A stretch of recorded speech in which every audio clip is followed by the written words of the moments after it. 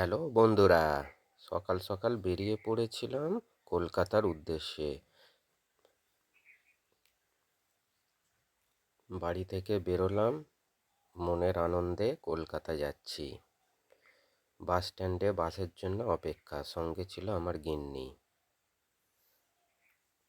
বাস থেকে নেমে হাওড়ার ব্রিজ দিয়ে হেঁটে যেতে এত সুন্দর লাগছিল, দৃশ্যটা কি বলবো, অপূর্ব। ঝিরঝিরে বৃষ্টি, তারপরে গিয়ে করলাম কলকাতায় হালকা টিফিন। টিফিন করে এরপর কলকাতার বড় বাজারে কিছু কেনাকাটি করলাম।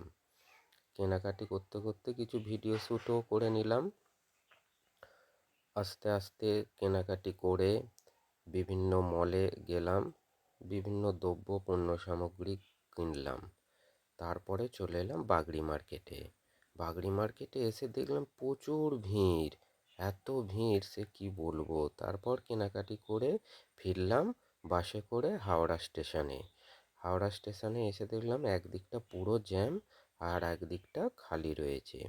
আমাদের দিকটা যাই হোক খালি ছিল। দেখো কি বাসের ভিড়, তার সঙ্গে গঙ্গার ছবিটাও একটুখানি তুলে ধরলাম।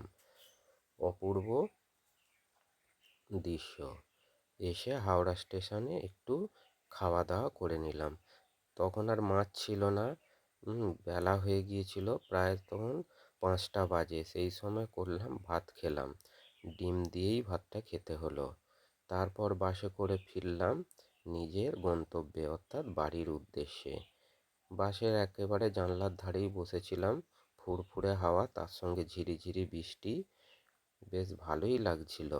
আর হাওড়া রেল স্টেশনটা ব্রিজ থেকে দেখতেও খুব ভালো লাগছিল। ধীরে ধীরে পৌঁছে গেলাম নিজের বাড়ি। বাড়িতে ফিরলাম, অনেক রাত হয়ে গিয়েছিল।